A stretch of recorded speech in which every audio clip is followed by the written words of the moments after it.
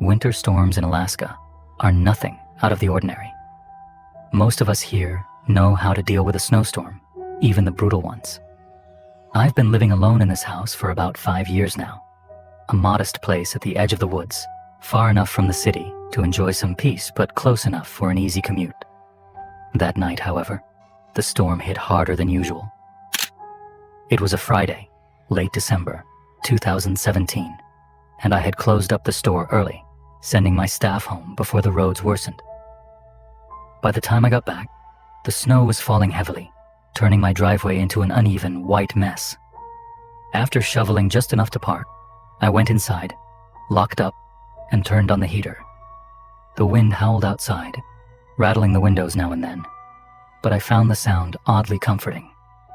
I made myself a mug of cocoa and sank into my worn recliner, the kind that leans back a little too far if you're not careful. It looked like it was going to be the kind of night I liked. No noise, no people, just me and the storm. Around midnight, I was halfway through a random documentary on glaciers when I heard a knock. I hit pause, sitting up straighter. I live pretty far out, and my nearest neighbor is at least a quarter mile down the road. Visitors at midnight aren't exactly common. I got up, pulled the curtain aside, and peeked out the front window. The snow was coming down so thick it blurred the porch light. No one was there, just the wind swirling the flurries across the yard. Then I saw them. Boot prints. They led right up to my door and back down the steps. Fresh, too. Sharp edges, no snow had filled them in yet. Opening the door wasn't an option. The wind would have blasted snow straight into the entryway. Besides, something about those prints unsettled me. I stood there for a moment, hand hovering over the deadbolt, listening to nothing but the wind. After a minute, I locked the door again and went back to my recliner, trying to brush it off. Maybe someone had gotten lost, or it was just a random hiker. But deep down, I knew something wasn't right. About an hour later, the second knock came. This time, it wasn't at the front door. It came from the side of the house near the kitchen window. I quickly stood up, pulse picking up, and grabbed the flashlight I kept by the door. The kitchen window was completely frosted over, so I couldn't see much. I turned off the lights inside and aimed the flashlight outside. Nothing. The snow outside was untouched, no footprints, no signs of movement. But the knock had been real. I was sure of it. I stood there for a while, flashlight in hand, scanning the yard. A few minutes passed, and I started to convince myself it was just a tree branch, or maybe the storm playing tricks on me. I turned the lights back on, locked all the windows, and went to bed, leaving the flashlight on the nightstand. I woke up to the third knock. This one was louder. It came from the back of the house, near the sliding glass door that led to the deck. My heart sank as I sat up, straining to hear over the wind. Sliding out of bed, I grabbed the flashlight and crept down the hallway. The sliding door was locked. I had checked it earlier, but the curtain wasn't drawn. I paused a few feet away, peering out. The deck was empty. The snow-covered deck beyond the glass was undisturbed. No tracks, no signs of anyone standing there. But the knocks had been real. 3 sharp raps, as clear as day. I stood there for a while, staring into the swirling snow. The only thing visible was the faint outline of the woods beyond the yard. The rest of the night only got worse. The knocks didn't stop. They came every hour, sometimes louder, sometimes softer. Front door, side windows, back door. They moved around the house like someone was circling it. At one point, I thought I heard faint footsteps crunching through the snow. But when I looked, there was nothing. The storm was too fierce to go outside. And even if I could, what was I supposed to do? Chase invisible knocks in a blizzard? I spent the rest of the night on edge, flashlight in hand, every light in the house on. By morning, the storm had eased. The wind had died down, and pale sunlight filtered through the overcast sky. I stepped outside cautiously, bundled in my thick coat and boots.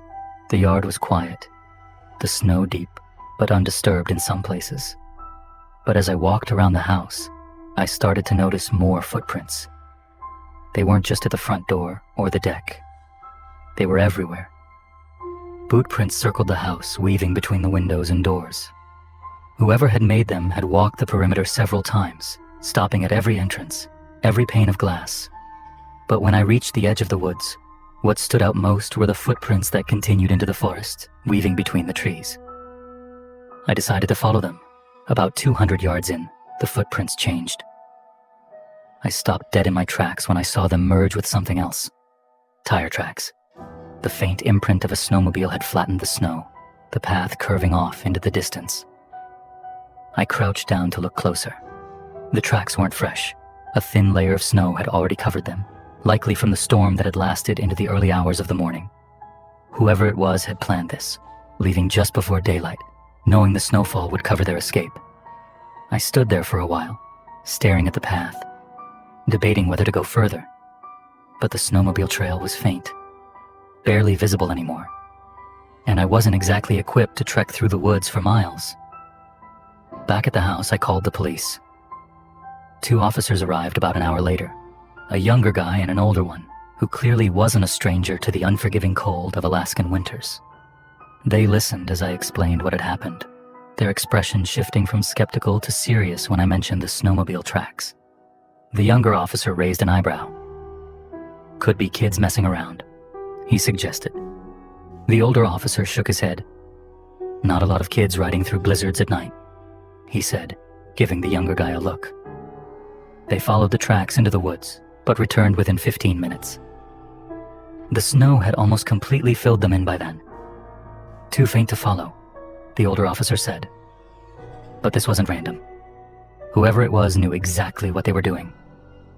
A lump formed in my throat. What do you think they wanted? Hard to say.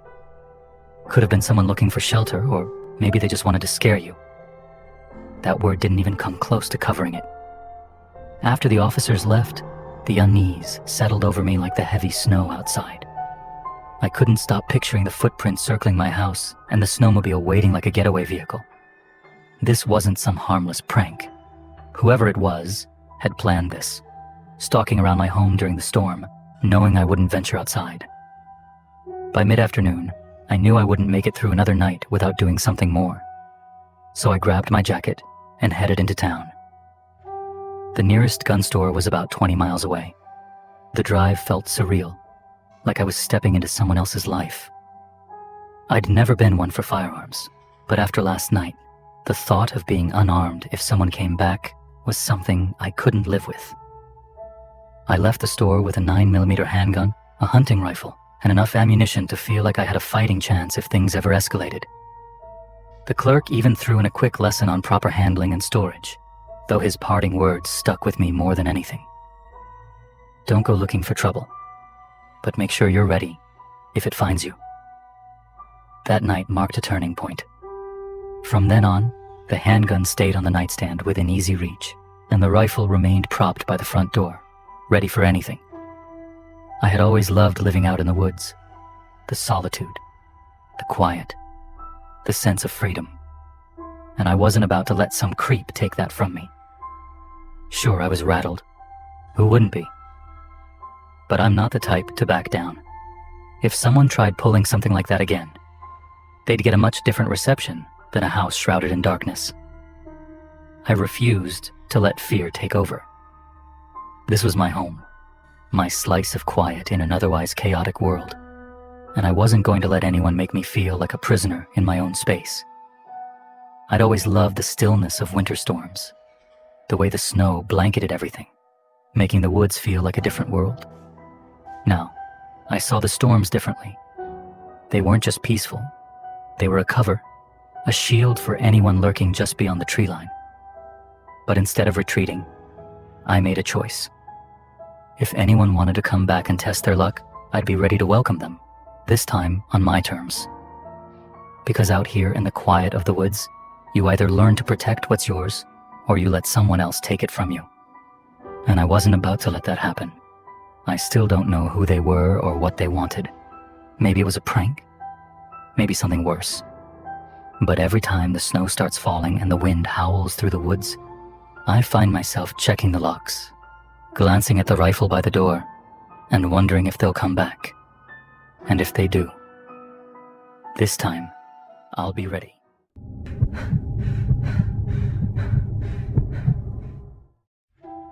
Duluth winters were undeniably harsh, but for a passionate ice fisherman like me, they were also a haven.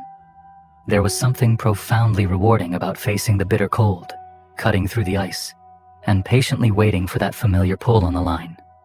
The only sounds accompanying me were the wind and the creaking ice beneath. Growing up, my dad and I would brave those frigid Minnesota winters to fish together. His old thermos of coffee steaming between us became a cherished memory. Even after he passed, ice fishing remained my way of feeling connected to him. That's what brought me to the lake on this particular day. It had been a stressful week at work. Tight deadlines, endless emails, and the kind of pressure that lingers. The forecast had called for a blizzard, but I wasn't concerned.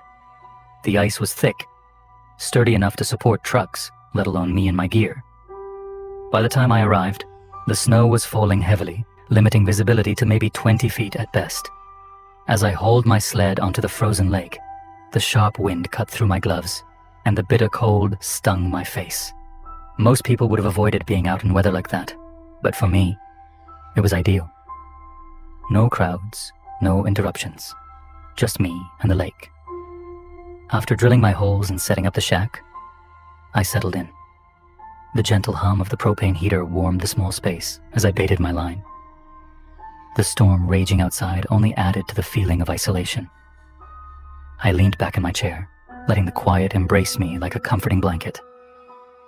That peace didn't last long. About an hour in, I noticed something through the shack's small frosted window. A dark figure standing at a distance.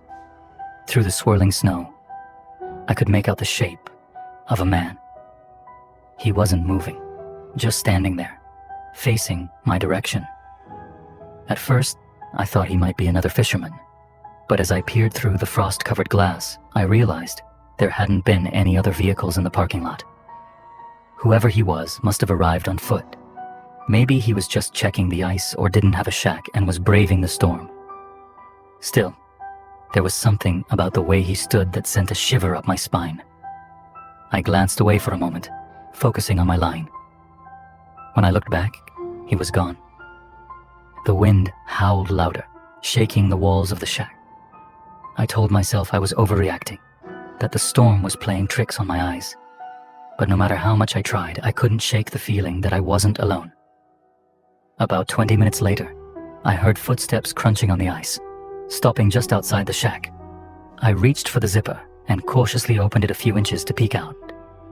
He was there, tall, bundled in a heavy coat and hat, with most of his face hidden by a scarf. He stood just a few feet away, his breath visible in the freezing air. "You shouldn't be out here," he said, his voice deep and rough. I was startled. "What?" "The ice," he replied, gesturing toward the lake. "It's not safe." I frowned, looking at the holes I'd drilled. The ice was at least 10 inches thick, more than enough for fishing. "It's solid," I said. "Not today," he responded. There was something in his tone, a weight that chilled me more than the freezing wind. It didn't feel like he was trying to scare me. It felt like he was warning me. Before I could say anything else, he turned and started walking away. "Hey," I called after him. "Wait." But he didn't stop. Within seconds, he vanished into the storm, leaving me standing there, confused and uneasy. I went back inside, but I couldn't focus. His words echoed in my mind. What did he mean? "Not today." The ice seemed perfectly fine, or so I thought. Then I heard it, a loud, echoing crack. My heart raced as I jumped to my feet. The ice groaned beneath me, the sound growing louder. I grabbed my gear and bolted out of the shack, the snow stinging my face as I ran. The crack spread rapidly, branching out like spiderwebs across the ice. The ground shifted beneath me, and I nearly lost my footing. Behind me, the ice gave way with a deafening crash. My shack tilted, one side plunging into the freezing water. I didn't stop until I reached solid ground, my chest heaving and my legs trembling. When I turned back to the lake, my breath fogged the frigid air. The shack was gone, swallowed by the icy water. But that wasn't what caught my attention. Out on the ice, where I'd seen the man, there was nothing. No footprints, no tracks, no evidence he'd ever been there. I stood there for a long time, staring at the empty expanse of the lake. Who was he? How did he know the ice wasn't safe? And where had he gone? When I got home, I couldn't stop thinking about it.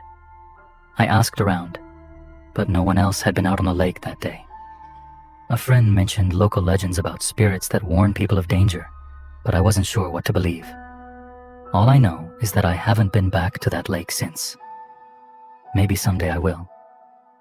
But for now, I'm sticking to solid ground.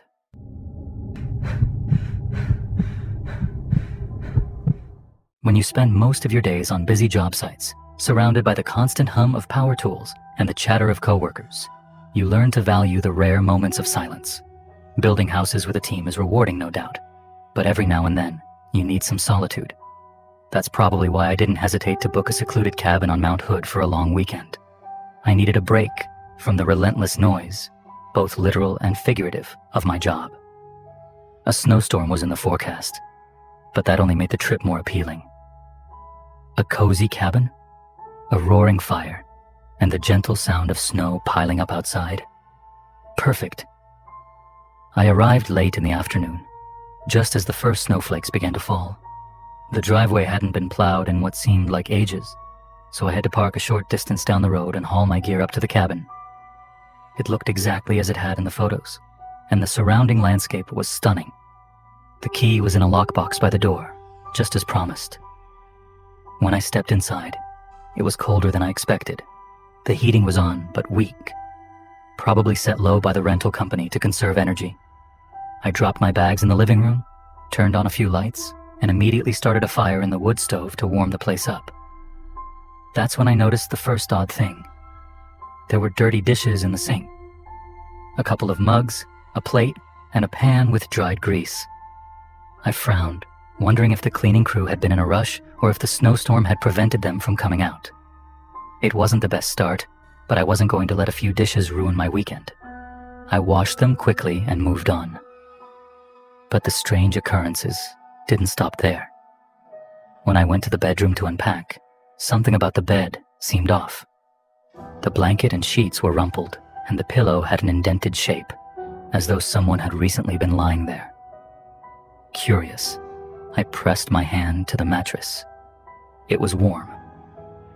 I'm not the type to jump to conclusions, but I'd be lying if I said that didn't unsettle me. Still, I told myself it was probably residual warmth from the heating system. Shrugging it off, I unpacked and settled in. The rest of the evening went perfectly. I cooked dinner, sipped some whiskey by the fire, and got lost in a book I'd brought along. Outside, the snowstorm intensified, blanketing the woods and muffling every sound except for the wind. Around 10 p.m., I decided to call it a night.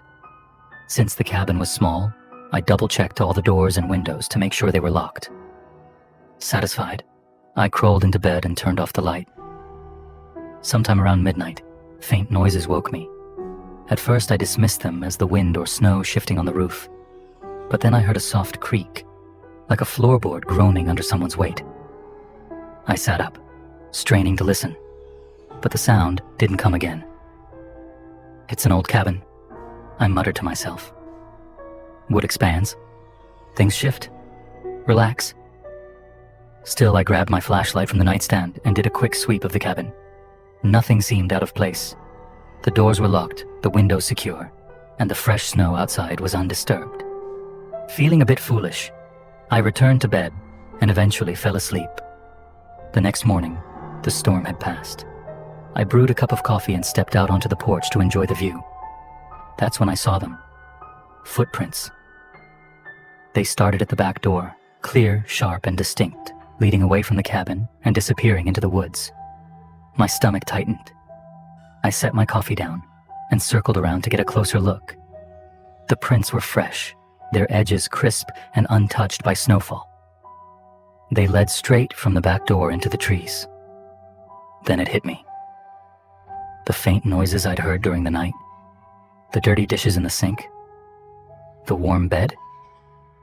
Whoever had been in the cabin before I arrived hadn't left. They'd been hiding. I stared at the footprints for what felt like forever, a sick realization sinking in. They'd been lying low, waiting until I fell asleep to sneak out. The noises I dismissed as the wind hadn't been the cabin settling. They'd been someone moving around. I called the rental company immediately. The person on the other end was apologetic, offering excuses about how they hadn't known anyone was squatting on the property. They promised a full refund and urged me to leave. But I wasn't ready to cut my trip short. "I'll stay the last night," I said firmly. There was a pause before the person hesitantly offered some advice. "The doors in the cabin have heavy manual locks on the inside. They can't be opened from the outside. Just make sure to lock them all before bed. That way, even if someone comes back, they won't be able to get in." It was reassuring, somewhat. After hanging up, I spent the rest of the afternoon securing the place. I tested every lock, checked every door and window. The cabin's age worked in my favor. The heavy-duty locks were solid, built to last, and impossible to tamper with from outside. That night, the wind howled, and the snowstorm raged on, but the cabin remained eerily silent. I sat by the fire, sipping coffee, the thought of a stranger hiding in the cabin still weighing on my mind. Where had they been? The attic? The crawl space? Or had they slipped out while I wasn't looking? I didn't sleep much that night. Every creak or snap outside made my eyes dart to the door, half expecting someone to try breaking in. But the locks held, and the cabin stayed secure. The next morning, I packed up and left. I didn't bother calling the rental company again. I'd had enough of their apologies. Driving down the snowy mountain road, I couldn't shake the feeling of being watched. My eyes kept flicking to the rearview mirror, half expecting to see someone standing in the distance, watching me leave. Even now, that experience stays with me. Anytime I rent a cabin, I inspect every inch of the place before settling in, paying close attention to anything unusual. Because the truth is, no matter how remote or peaceful a place seems, you're never as alone as you think.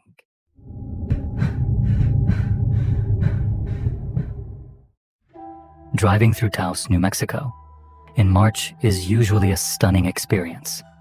The snow-dusted mountains set against an endless sky. The way the light filters through the clouds, it's a dream for photographers. That's exactly why I was out there, despite warnings of an approaching snowstorm. I'd done this kind of thing plenty of times before. Jump in my car, chase a scenic view, and capture some shots. This time, I was hoping to snap the dramatic contrast of the storm rolling in over the Sangre de Cristo Mountains. The roads were already getting slick when I veered onto a winding back road that hugged the edge of the mountain. It wasn't part of my original plan, but I couldn't resist the promising view I'd spotted. The problem with chasing the perfect photo is you don't always consider practicalities, like whether the road you're on will still be passable in an hour. As the snow started to fall harder, that decision quickly came back to haunt me. The snow was relentless, thick flakes clinging to my windshield faster than my wipers could clear them. The road narrowed, with steep drop-offs on one side and towering evergreens on the other. I thought about turning around, but when I looked for a safe spot to do so, my tires hit a patch of ice hidden beneath a snowdrift. The car slid sideways, and before I could react, I heard the crunch of snow enveloping my wheels. I was stuck. I tried everything, rocking the car, spinning the tires, even shoveling with my hands. But nothing worked.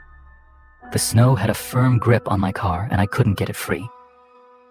Frustrated and a little uneasy, I climbed back into the car and checked my phone. No signal, of course. Still, I wasn't panicking yet.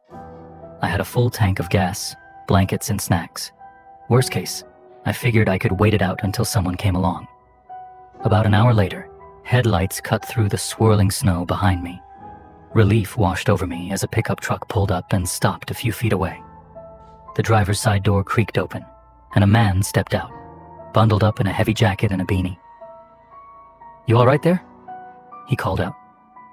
I cracked my window slightly. "Yeah, just stuck. I was hoping someone might come by." He nodded slowly and took a step closer. "I can give you a ride to town. It's a ways back, though." You sure you want to stay out here in this storm? His tone wasn't overtly threatening, but something about it didn't sit right with me.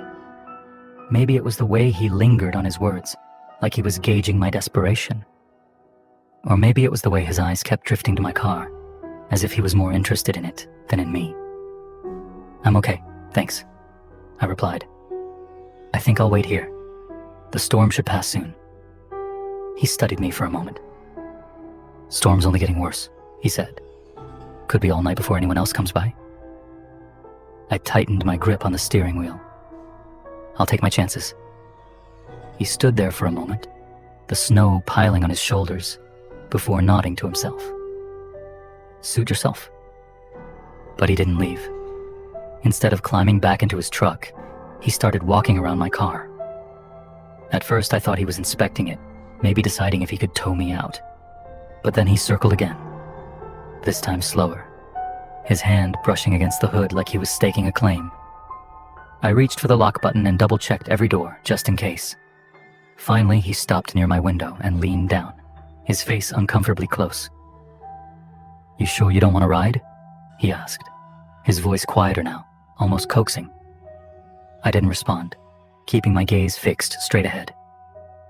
After a moment, he chuckled, a low, unsettling sound, and walked back to his truck. I watched in my rearview mirror as he climbed in and started to reverse. My tension eased slightly as his headlights began to disappear into the storm. But then they stopped. The truck didn't leave. It just sat there, idling a few feet behind me. Every few minutes the engine would rev, as if the driver were impatient. But he never moved. I turned off my own headlights, hoping he'd think I was asleep or uninterested in whatever game he was playing. Deep down, though, I knew this wasn't over. Minutes turned into an hour, and still, the truck didn't budge. My fingers hovered over my useless phone. I considered making a run for it, but couldn't bear the thought of leaving my car and facing him in the open. At some point during the night, the truck finally left. I must have drifted off, because when I opened my eyes, it was gone, and the storm had eased. A faint, gray light filtered through the clouds, signaling dawn. I managed to inch my way out of the snowdrift, my legs stiff as I drove back to town. At a diner, I told the waitress what had happened. Her face turned pale, and she leaned in closer. You're lucky, she said. There have been reports of a truck like that. The driver's been stopping stranded motorists, trying to get them into his vehicle. No one knows what he's after, but it's nothing good. The thought made my stomach churn. What might have happened if I'd accepted his offer? Or if I hadn't locked my doors? After that, I got rid of my car and replaced it with a 4x4 equipped with mud tires, a portable shovel, and a satellite phone. I still love the thrill of chasing storms for the perfect shot. But now, I'm much more cautious. Because if that night taught me anything, it's that the snow isn't the only thing hiding on those mountain roads. If these snowstorm encounters sent chills down your spine, don't forget to hit that like button and subscribe for more bone-chilling tales.